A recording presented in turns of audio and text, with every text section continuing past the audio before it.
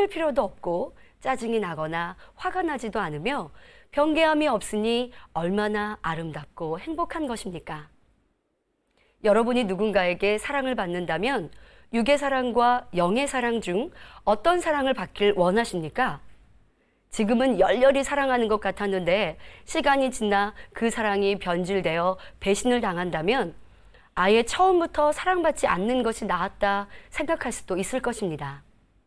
이렇게 육은 변질되고 추하기에 하나님께서도 우리에게 이런 육의 마음을 버리고 영의 사람이 되어 변하지 않는 참 사랑을 놔두는 자녀가 되기를 원하시는 것입니다. 여러분은 우리를 창조하시고 너무나 아름다운 천국을 만들어 그곳으로 이끌어 주시는 아버지 하나님께 어떤 사랑을 드리고 계십니까? 찬양을 하고 예배할 때, 은혜를 받을 때는 열심히 신앙생활 하겠습니다. 전도하고 충성하겠습니다. 고백해놓고 조금 시간이 지나면 충만함을 잃어버리고 다짐한 바와 상관없이 나의 유익을 위해 세상을 위해 살아가지는 않으셨는지요? 이것 또한 변개하는 육의 신앙생활인 것이요. 하나님께서는 이런 육의 사랑과 육의 고백을 받기 싫어하시는 것입니다. 그러니 우리는 신속히 육을 버려 하나님이 기뻐하시는 변개함이 없는 신앙생활, 바로 영의 사람이 되어야 하는 것입니다. 육의 개념을 다시 정리해보면 눈에 보이는 것 중 변질되는 모든 것과 눈에 보이지 않는 것 중 비진리에 속하는 마음의 분야, 이 두 가지를 총칭해서 성경에 육이라 표현하고 있다 했습니다. 야고보서 4장 14절에 내일 일을 너희가 알지 못하는도다. 너희 생명이 무엇이뇨? 너희는 잠깐 보이다가 없어지는 안개니라 했습니다. 이와 같이 육에 속한 것들은 눈에 보이든 보이지 않든 다 썩어지고 냄새나며 없어질 것들입니다. 그러하기에 이 육이 잠깐 보이다가 없어지는 안개와 같음을 깨닫고 참으로 무익하고 쓸모없는 것임을 명심해야 할 것입니다. 전에는 잠깐인 이 육의 것들이 전부인 양 건강을 위해 부, 명예, 지식, 권세, 육의 아름다움을 위해 수고했다면 이제는 우리의 마음을 변하지 않는 영의 마음으로 일구기 위해 수고하는 참으로 복된 삶을 살아가야 할 것입니다. 그러할 때 변함도 없으시고 회전하는 그림자도 없으신 영이신 아버지 하나님의 축복의 말씀이 온전히 임하게 되는 것입니다. 다음으로 몸, 육신에 대해 살펴보겠습니다. 보통 세상에서는 다 비슷한 뜻으로 사용하고 있지만 성경상에선 그 의미가 다르지요. 몸, 육신의 영적인 뜻을 쉽게 이해하기 위해 첫사람 아담에 대해 또 아담에게 어떻게 육이 들어오게 되었는지 설명하도록 하겠습니다. 창세기 2장 7절에 여호와 하나님이 흙으로 사람을 지으시고 생기를 그 코에 불어넣으시니 사람이 생명이 된지라 하셨습니다. 이렇게 아담은 처음 만들어졌을 때 살아있는 영, 즉 생명이었지요. 하지만 아직 아무것도 입력된 것이 없는 무 상태였습니다. 이는 마치 갓 태어난 어린아이의 머릿속에 아무런 지식이 입력되지 않은 상태와 같지요. 하나님은 이런 아담과 동행하시면서 생명의 지식과 영의 지식인 선에 속한 것들을 가르쳐 주셨습니다. 하지만 아담은 영과 반대되는 악, 육에 대해서는 잘 알지 못하였지요. 에덴 동산에서는 육이라 할 수 있는 변질되고 썩어지고 없어지며 추하고 더러운 것들, 죄와 악에 속한 것이 전혀 없었기 때문입니다. 예를 들어 주변에서 죽음이라는 것을 보지 못하고 체험하지 않은 아이에게 아무리 죽음에 대해 설명해도 그것을 잘 알 수 없죠.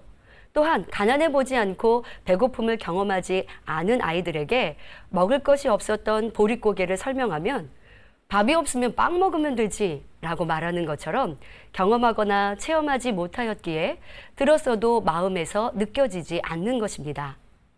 그러나 온전한 영은 육을 모르거나 경험하지 못해서 취하지 않은 것이 아니라 육의 무익함을 알기에 철저히 육을 버리고 싫어하는 것이어야 합니다. 그러하기에 하나님께서는 인간 경작을 계획하신 것이죠. 이에 대한 자세한 설명은 이재록 목사님의 설교 중 십자가의 도를 통해 정확히 깨달으시기 바랍니다. 인간 경작을 위해 하나님께서는 에덴 동산 중앙에 선악을 알게 하는 나무인 선악과를 두시고 창세기 2장 17절에 아담에게 그 나무 실과를 먹지 말라 명하시며 그것을 먹는 날에는 내가 정령 죽으리라 하셨습니다. 그러나 아담은 오랜 시간이 흐른 뒤 하나님의 말씀을 명심하지 못했지요. 왜 그랬을까요? 바로 아담은 정령 죽으리라 했어도 죽음 자체를 몰랐기 때문입니다. 주변에서 죽는 사람을 본 적도 없으니 간접적으로라도 체험할 수 없었기에 사망이 무엇인지, 얼마나 고통스러운 것인지 알지 못했던 것입니다. 결국 아담은 자유의지 속에서 선악과를 따먹음으로 불순종의 죄를 범했고 하나님과 영적인 교통이 끊어졌습니다. 이로 인해 아담은 영의 것을 공급받지 못하니 점점 영이 사라지고 반대로 죄의 주관자인 원수마귀 사단의 종이 되어 죄와 비진리의 것을 공급받으니 육이 채워져 결국 육의 사람으로 타락하게 되었지요. 로마서 6장 16절에 너희 자신을 종으로 들여 누구에게 순종하든지 그 순종함을 받는 자의 종이 되는 줄을 너희가 알지 못하느냐. 혹은 죄의 종으로 사망에 이르고 혹은 순종의 종으로 의에 이르느니라 하신 말씀처럼 아담은 사단의 사주를 받은 뱀의 미혹을 받아 하나님의 말씀에 불순종하고 원수마귀에게 순종하였기에 이후부터 원수마귀의 종이 되어 그 가르침을 받을 수밖에 없었던 것입니다. 자, 여기서 하나님이 말씀하시는 몸의 영적인 뜻을 설명합니다. 아담이 범죄하기 전엔 하나님으로부터 영의 지식을 공급받았으나 불순종한 후 하나님과의 교통이 끊어지니 하나님께서 심어주신 영의 지식, 생명의 지식들이 점점 사라지게 되었지요. 이렇게 영의 지식이 빠져나가고 남은 상태, 곧 빈 껍질 그 자체를 몸이라 말합니다. 다시 말씀드리면 몸은 하나님으로부터 공급받았던 영의 지식이 모두 빠져나가 비어있는 상태, 바로 빈 껍질을 말하는 것이죠. 그런데 이렇게 사람에게서 영이 죽어지고 육으로 변질되어가는 과정엔 창조의 섭리도 담겨 있습니다. 원래 하나님께서 인간을 흙으로 창조하셨죠. 그러나 에덴 동산으로 이끌어들여 하나님의 가르침과 인도함을 받았던 생명의 시간에는 전혀 흙이라는 육의 속성이 나타나지 않았습니다. 그러나 아담이 하나님의 말씀에 불순종하여 썩어질 육으로 변하니 다시 흙으로 돌아오게 되었지요. 흙으로 돌아왔다는 것을 이해하기 쉽게 눈으로도 확인할 수 있습니다.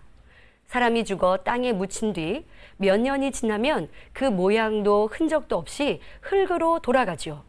그래서 전도서 3장 20절에 다 흙으로 말미암았으므로 다 흙으로 돌아가나니 말씀하심과 같습니다. 그런데 이렇게 흙으로 돌아왔다는 것에서 중요한 한 가지를 찾을 수 있습니다. 바로 흙으로 지어진 우리 사람에게 그 속성이 있다는 것이죠. 흙의 속성은 그 자체가 쉽게 변질되지는 않지만 이 흙에 다른 성분을 가미하게 되면 그 토질이 변하는 것을 볼 수가 있죠. 농사를 지어보신 성도님들은 잘 이해하실 텐데요.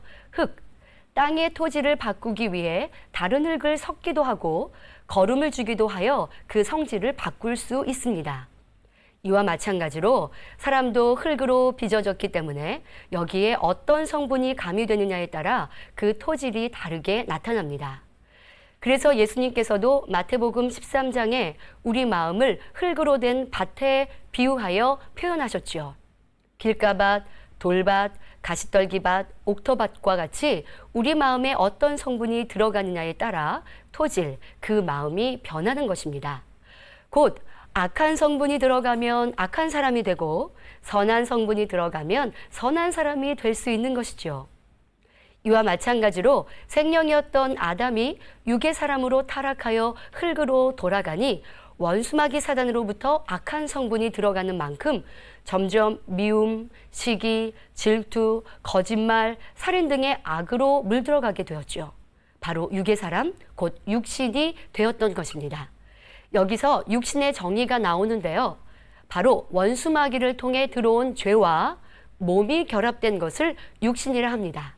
다시 말해 영의 지식이 빠져나가 비어있던 몸에 비진리, 죄가 들어와 결합된 것을 육신이라 한다는 것입니다. 그리고 몸에 결합된 죄를 낱낱이 분해해 놓은 것을 육신의 일이라 말합니다.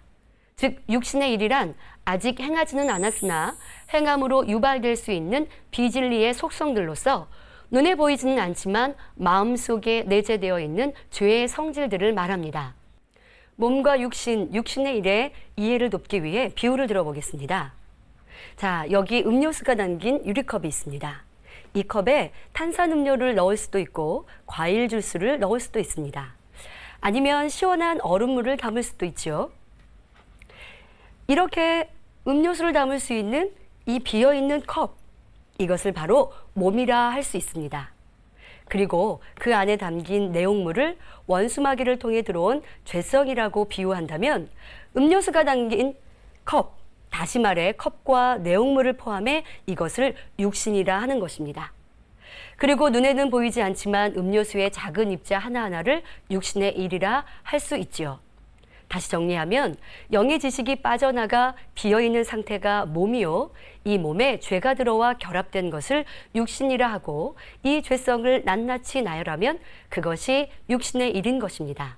자, 여기서 우리의 마음 그릇엔 무엇이 담겨 있는지 살펴보시기 바랍니다. 유리잔에 무엇을 담느냐에 따라 컵의 가치가 달라질 수 있듯이 우리의 마음 그릇에도 무엇을 담느냐에 따라 그 가치가 확연히 달라질 수 있기 때문입니다. 유리잔에 시원한 음료수를 담을 수도 있습니다. 그러나 이 컵에 구정물을 담는다면 더러운 그릇이 되는 것입니다. 만약 귀한 손님을 대접하기 위해 컵에 음료수와 금가루를 같이 넣었다면 그 값이나 가치는 달라지죠. 이렇게 무엇이 담겼느냐에 따라 그 가치가 달라지듯 우리도 그 안에 무엇을 담느냐에 따라 사람의 가치성이 달라지는 것입니다. 원수마귀 사단이 주관하고 입력하는 대로 비진리와 죄를 담는다면 육에 거하는 사람으로 사망에 이르게 되는 가치 없는 삶이 됩니다. 그러나 그 비진리를 비우고 다시 하나님으로부터 주시는 영의 지식, 선과 진리로 채우면 영의 사람, 하나님의 형상을 따라 지음받은 가치 있는 참 자녀가 될 수 있는 것입니다. 사랑의 하나님께서는 짐승과 다름없던 가치 없는 우리 인생을 가치 있는 삶으로 하나님의 자녀로 삼아주시고자 예수 그리스도를 희생제물로 주셨습니다. 또한 에덴 동산에서 하나님께서 생명인 아담에게 친히 영의 지식을 가르치신 것처럼 우리에게 성령님을 보내주시어 영의 지식, 선과 진리의 말씀들을 가르쳐 주시고 계십니다.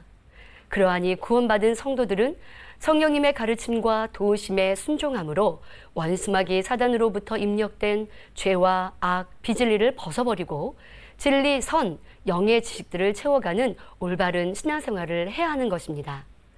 오늘 육가영 첫 번째 시간에는 하나님께서 설명하시는 육은 무엇이며 왜 육은 무익하다 하시는지, 또한 몸과 육신은 무엇을 말씀하시는지에 대해 설명했습니다.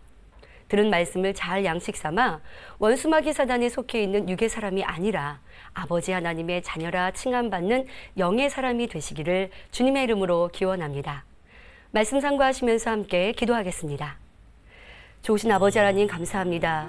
우리를 참 자녀 삼아주시기 위해 어둠 가운데, 육 가운데, 원수마귀 사단 가운데 살았던 우리를 구원하여 주옵시고 또한 성령님을 보내셔서 우리 마음에 있던 비진리를 버리고 진리의 지식, 영의 지식들로 채워주심에 감사합니다. 이제 무익한 육은 모양이라도 버려버리고 아버지가 원하시는 영의 지식으로 지키고 행해 나아감으로 기뻐하실 만한 참 자녀로 이루어드리는 우리 모두가 되게 하여 주옵소서. 감사하옵고 우리 주 예수 그리스도의 이름으로 기도하옵나이다. 아멘.